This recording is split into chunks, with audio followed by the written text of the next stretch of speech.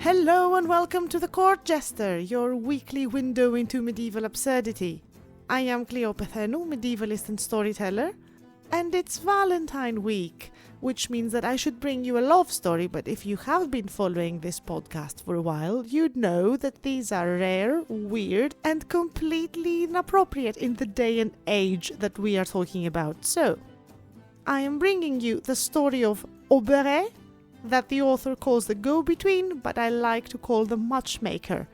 You'll see as we go on that it's not your typical love story, but I will insist that it is a love story nonetheless, so it counts. However, before we dive in, I need to remind you that it was written several hundred years ago, and that means that a lot of the content is very dated. A lot of the jokes are potentially what we would call today abusive. And, well, to go through the usual spiel, it's gender binary, there's a very loose understanding of consent, and women are the devil. If you don't think that you have the capacity for this today, that's fine. If you can consume this content in context, let's go to find out what exactly did Auberee do to be the go-between, to be the matchmaker for what we assume to be a happy, loving couple.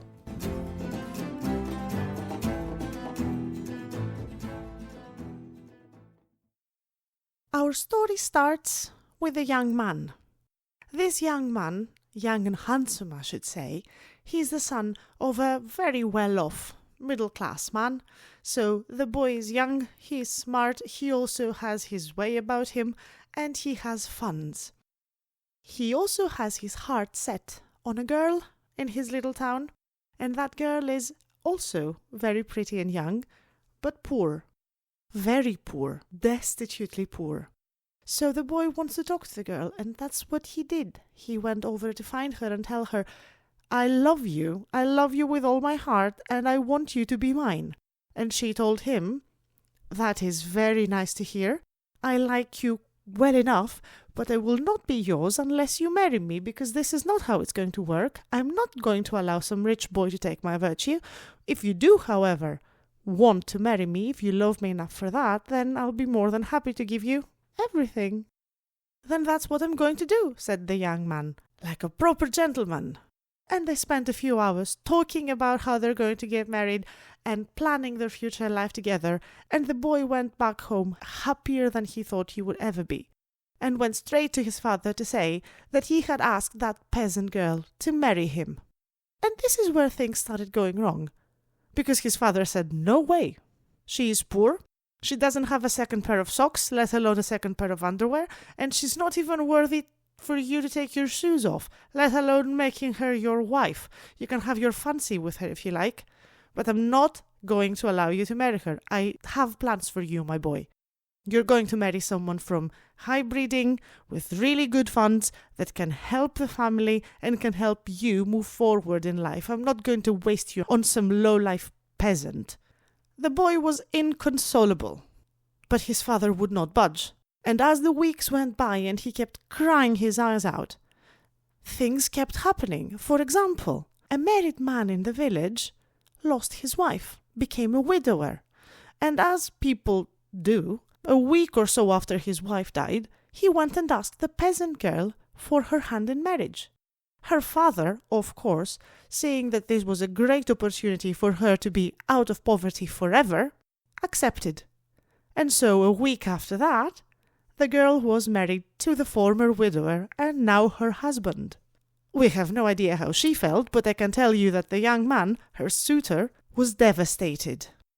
He lost weight, he lost his colour, he lost the shine and the spring in his step, and he was wearing the best clothes that he had because he was also well off, so he had this amazing vest made of squirrel fur that looked absolutely fantastic, but even that looked dull on him because his mood was dull and he was feeling terrible and looking terrible for it. And no matter what he did, every day that he went for a walk, he ended up close to her house, passing by, hoping to get a glimpse of her.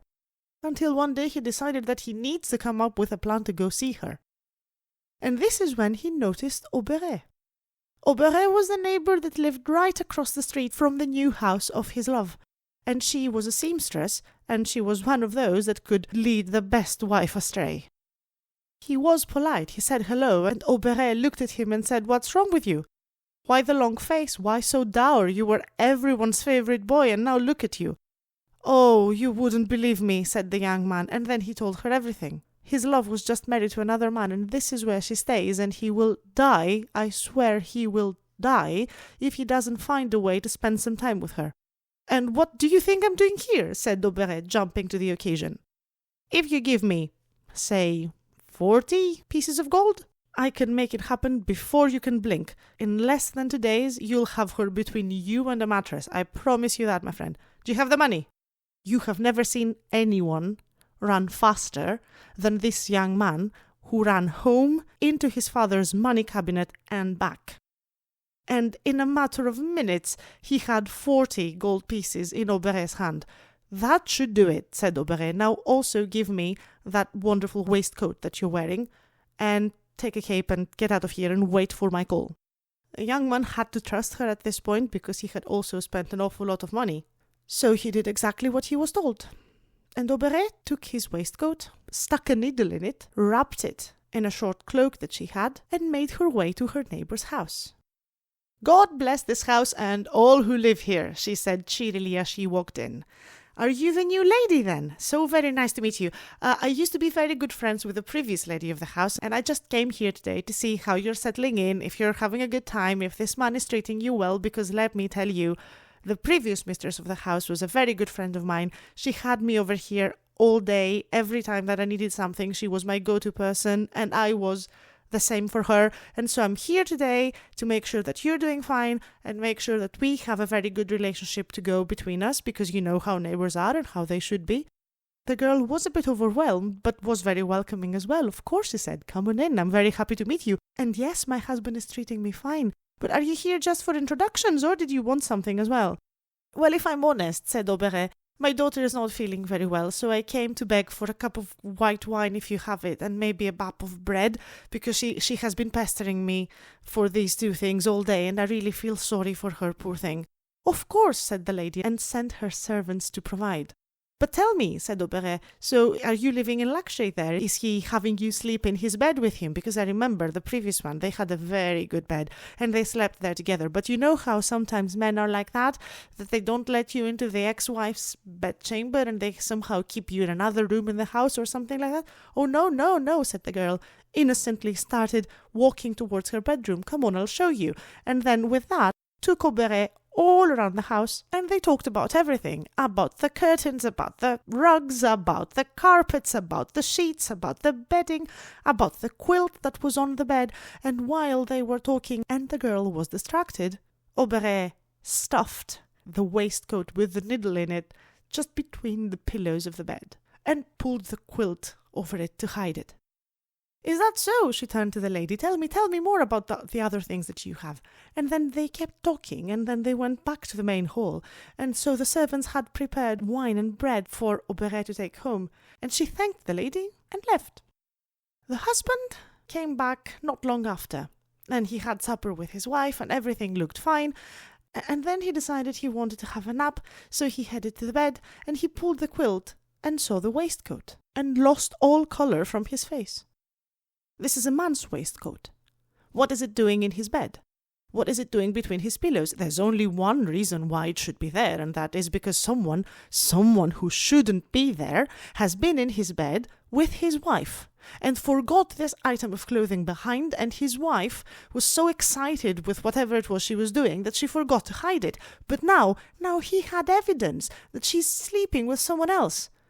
How is it even possible? They haven't been married for a month. She must have had the lover from before. That slut. And he kept having this conversation with himself and getting angrier and angrier and angrier, and without stopping to ask, he ran back to the hall, grabbed his wife by the hair and threw her on the street and slammed the door behind her. The girl started banging at the door, but he ordered the servants not to let her back in, and so soon after, devastated, she crossed the road and knocked on Auberée's door. "Auberée," she said, "he threw me out." "What?" said Auberée, who kind of expected this. What happened? I need you, my friend. It was a good thing you came earlier, because now I can trust you and I can ask you to please walk with me to my father's house. I need to go somewhere to spend the night. What, you're not going to your father's house? Said Auberée. What do you think your father will say if you go there in the middle of the night?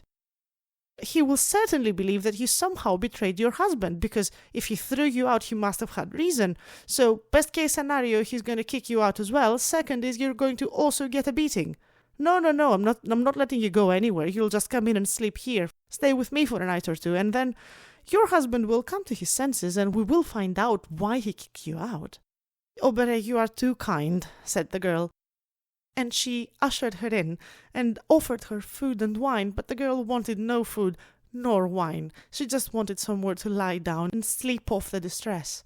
So she took her to the back bedroom, laid new sheets down for her, and let her rest. And then ran to meet her boy, who was expecting her rather impatiently. It's done, she told him. She's waiting for you in my back room. Come on, let's go. I'll take you there. She's waiting for me. Well, technically she is waiting, or I should say she's sleeping, said Auberée, but if you go there and get into bed with her, you'll see that she will not say no to you. How do we know that she will not say no to me? Well, you'll be already in her bed, so what's she going to do? Shout? If she shouts, people will come in and see you in bed with her, so that's not going to work, is it? So she will have to say yes, said Auberée. Trust me, I've done this before. It's going to work. It's a tested way to do things. I will take your advice, said the young boy. I have never done this before, so. And so they went back to Auberée's house, and she let him into the girl's room, and he got naked and slowly crawled into her bed. When she felt him there, she jumped. Who is this? Who are you? I'll scream. Don't touch me. My love, it is I, he said. Your beloved, the one you said you would marry? Well, my father wouldn't let me marry you, but I'm here now, and we have this night, and we can spend it together at least. And your honour's protected, because you're already married, so. I am going to scream, said the girl. Go ahead, said the boy. The entire neighbourhood will be here in minutes, and they will see us both naked in the bed, and what do you think they will think? We're here now. You're here for the next day or two. I can be here too. It's the only chance we'll ever get, probably, so what do you say? It was several good points made there. Most importantly, she really liked him, so she went back into bed, kissed him, hugged him, and they spent the rest of the night doing what lovers do. And in the morning Auberée was expecting them with bacon and bread and more wine, and for the rest of the day kept bringing them everything their heart desired. Except the only thing they desired more than anything was each other. So they had the day and they had the night, and in the middle of the second night, Auberée went in the room. All right, you two, she said. Let's wrap this up. You've had enough. You, sir, go back to your house, and I will call you in the future. This is not finished unless you want it to be. But now there's something important that needs to be done for this to continue. So you, young man, go back home, and you, girl, come with me. Wear only your night shift. The girl did as was advised, and so did the boy, and Auberée took 8 candles and had the girl walk with her to the city church. And they went to the altar of Mary, and she said to the girl, Now this is what you're going to do. You're going to lie on the floor, face down. I'm going to put the candles around you and light them. Whatever you do, do not move, do not breathe, do not pick up your head for anyone. You will hear me coming back here. Unless I tell you to move, do not move. The girl lied down on the floor. It was cold, but at this point she was doing whatever she was told to do, and Auberée made 4 crosses with the candles that she had brought, and lit them all on her head, on her feet, and 1 at each hand, making her look entirely like a penitent. This looks good. Stay there, she said, and then ran across town to her husband's house. He wasn't sleeping, still thinking about that waistcoat in his bed, but Auberée didn't know that, so she started banging the door as if she wanted to bring it down, and so he had to ask one of the servants to open the door for her. And she walked in and faced him. You clueless oaf! You monster of iniquity! You selfish brute! You good-for-nothing, useless man! What did you do? What did I do? He said, surprised all of a sudden. Well, I don't know what you did, but I knew you did something, because I woke up from a bad dream and I went to church to pray for, my sins to take the nightmares away. And what did I see when I got in the church? Your wife, sir, in Mary's altar, face down in her night shift with candles all around her, praying. Who knows how long it's been there? I touched her. She didn't even move. She was cold like the stone she was laying onto. Why is she doing penitence? Why did you send her to church? She's a child. Could she have done to you? She's only been here for a week. How dare you treat your wife like that? She's in church doing penance, you say, said the man. Yes, she is. Are you going to tell me that you didn't send her there? I know nothing about this, said the husband. Well, go see for yourself then, said Auberée. And he did. Both of them went back to the church and saw the girl, face down, surrounded by candles. And he started doubting himself. Is it possible that he had made a mistake? So he walks up to her and asks her to stop what she's doing and come home with him. Yes, girl, said Auberée, listen to your husband. Go home. No matter what happened, you two will figure it out. This is not a way to work through marriage disturbances. Please follow your husband home. So the girl stood up and followed her husband home, and when she got there, she went straight to bed, under the quilt, and slept like a stone, because frankly she hadn't slept for a day and a night and another night before that, and her husband didn't know exactly what she was up to, but let me tell you, she was exhausted. She must be very drained from all the praying, said Auberée. Let her sleep it off, neighbour, and she'll be back in her feet in no time. And the man did as advised, and he too went to bed and lay next to his wife, and couldn't quite sleep, but waited till the dawn. And when the dawn broke, he got dressed and prepared to go to work, and as he was opening the door, Auberée, who was waiting for him, jumped out of her own house, again shouting and waving her hands like a maniac. I'm ruined! I'm ruined! This is the end of me! This is going to be my destruction! What did I do? Who did this? How could I have let this happen? How could I have been so stupid? I barely took my eyes from it. Where did it go? What happened, Auberée? Said the man. What did you lose?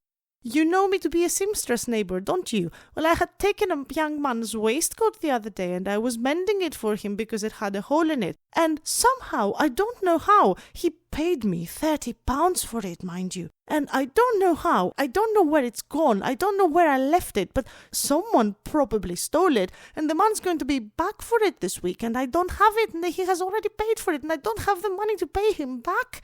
What am I going to do? I'm ruined. Tell me something, Auberée, said the man. Have you been to my house at all these days? I was a couple of days ago, said Auberée. I went over there to meet your wife, and we had a chat, and she gave me wine and bread, and she showed me around the house as well. Could you have left it over at mine? Said the man. Oh, now that you mention it, neighbour, you're right. I think I left it on the bed and she was showing me something and I just left it there intending to go get it back. Would you have it? So the man went back inside and brought the waistcoat out. Is that it? He said with the most relieved face you can imagine. Oh, bless you, neighbour. Yes, that's the one. Look, it even has a needle and thread on it because I was working on it when I was there. Oh, bless you, bless you. I'm getting old. You know how it is. I'm forgetting where I'm putting my things. Thank you so much for this. You don't know how much calmer I am now. You don't know how good this was. It's a good fortune that I met you, neighbour. Oh, no, believe me, the relief is all mine, said the man. I'm so happy to have helped you on this one. Because, you see, now all his doubts were cleared. His wife was not sleeping with anyone. Auberée had forgotten the waistcoat there. Nothing untoward has happened. And he has no reason to doubt her ever again. Thus Auberée won her £40 and satisfied 3 people in one go.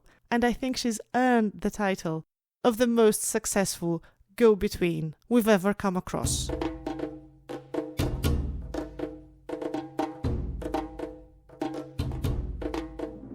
This was the story of Auberée, a cunning middle person if I ever met one. And if you liked what you heard, please subscribe to the Court Jester in whatever platform you're listening to us right now. Like and tell all your friends how excitingly amazing this podcast is. You can also follow the Court Jester on social media. There's links for that in the show notes. And before I leave you, I have one more thing to tell you. The court jester is the labour of love of a medievalist and storyteller, me. And if you're feeling generous, you can support the podcast on Patreon. You will get additional material, bonus episodes and other good things, and I will get a sense of achievement that is otherwise lacking in my life, and the ability to give you more stories from the Middle Ages. Thank you for listening. Until next time.